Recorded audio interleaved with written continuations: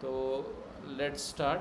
हाँ, कुछ क्वेश्चन मेरे पास व्हाट्सएप पे पहले ही आए थे, तो मैं पहले उनको आंसर कर देता हूँ। तो पहला एक क्वेश्चन पूछा था, dose and duration of vitamin D for my child which is who is 7 days old.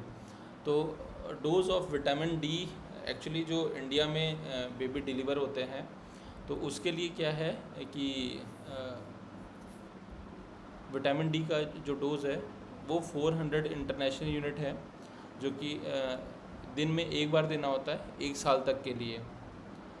और उसमें ऐसा नहीं है कि जैसे जैसे बच्चे का डोज वेट बढ़ रहा है डोज़ बढ़ाना होता है, ऐसा कुछ नहीं है। तो dose is constant till 1 year of age. दिन में एक बार देना होता है और 1 साल तक के लिए देना होता है। टोटल 400 इंटरनेशनल यूनिट देना होता है। तो कई ऐसे प्रोडक्ट्स आते हैं आजकल जो पहले 1 ml में 400 IU था, अब उसको चेंज करके 1 ml में 800 भी आता है। तो अगर आप कौन सा परचेज़ कर रहे हैं उस पर डिपेंड करता है। तो अगर आप 1 ml में 800 वाला ले रहे हैं तो आपको 0.5 ml देना होगा, ठीक है। तो डोज एंड ड्यूरेशन हो गया, और 1 साल तक के लिए देना होता है, वो जैसा मैंने पहले बताया। अगर आपका बच्चा प्री टर्म है तो प्री टर्म में उसका ड्यूरेशन थोड़ा बढ़ जाता है, क्योंकि विटामिन डी का डिफिशिएंसी थोड़ा सा ज़्यादा होता है और ज़्यादा दिनों तक एक्सपेक्टेड है कि रहेगा। तो उसमें 2 years तक के लिए दिया जाता है। 2 years तक के लिए विटामिन डी का डोज देना है अगर प्री टर्म बच्चा डिलीवर हुआ है तो, ठीक है।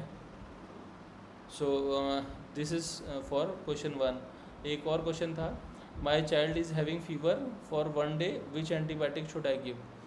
तो एंटीबायोटिक यूजली नहीं देना चाहिए, हाँ, वो भी 1 दिन के फीवर में। हाँ, 1 दिन के फीवर में एंटीबायोटिक शुड बी अवॉइडेड, नहीं देना चाहिए बिल्कुल भी।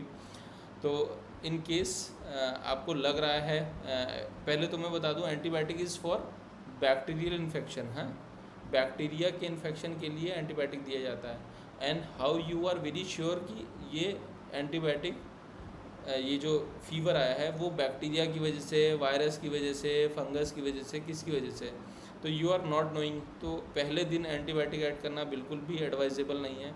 रादर देन मैं उनको ये एडवाइस करूँगा कि टेम्परेचर नापना चाहिए, हर 4-4 घंटे पे नाप करके लिखें, और अगर फीवर 100 के ऊपर जा रहा है तो मेडिसिन दें। एंटीबायोटिक शुड बी अवॉइडेड, ठीक है। एक नेक्स्ट क्वेश्चन है, my child I usually give fruit juices, is it good.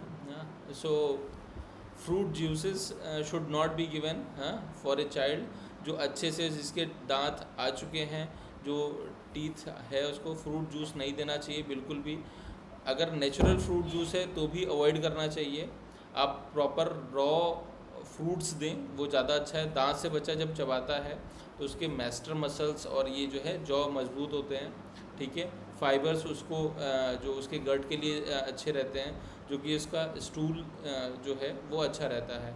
तो कॉन्स्टिपेशन की प्रॉब्लम यूजुअली बच्चों को नहीं होती जो अच्छे से फ्रूट्स खाते हैं, ना कि उसके सिर्फ जूसेस पीते हैं। और बाकी मैं ब्रांड्स नहीं लूँगा, जो भी मार्केट में पैक्ड जूसेस आते हैं XYZ, कोई भी यूज़ नहीं करना चाहिए, कोई भी यूज़ नहीं करना चाहिए। प्रिजर्वेटिव्स होते हैं, हाँ, और बहुत कलर ऐड किए जाते हैं, उसमें बिल्कुल ही यूज़ नहीं करना। अगर बहुत मन कर रहा है तो आप अपने घर में बना करके उसको दे सकते हैं, लेकिन बेटर है आप रॉ फ्रूट्स दें जिसमें वो उसको खा सके। सो ठीक है, ये फ्रूट जूसेस के लिए है। फ्रूट, और जो है एज क्राइटेरिया भी होता है, यूजली 7 साल के नीचे वाले बच्चों को तो बिल्कुल भी नहीं देना चाहिए किसी भी ढंग का जूस। हाँ, और व्हाट अबाउट क्या कहते हैं, लेज़, हाँ, कुछ चिप्स और ये सब जो है, हाँ, तो ये हाईली एडिक्टिव होता है। बच्चों को पता नहीं चलता है, बच्चे तो मासूम होते हैं, उनको पता नहीं चलता है। तो बच्चे जो हैं यूजली पहले हम ही हैं जो उनको प्रोवोक करते हैं, पहले उन्हीं को सिखाते हैं कि कोई घर में आ गया मेहमान तो उसने उठा करके लेज़ दे दिया, कुछ दे दिया, ठीक है। तो ये यूजली कॉमन है, कोई भी तरह का चिप्स। हाँ, पहले हमने उनको एडिक्शन दे दिया और उसके बाद से ये प्रॉब्लम होने लग गई।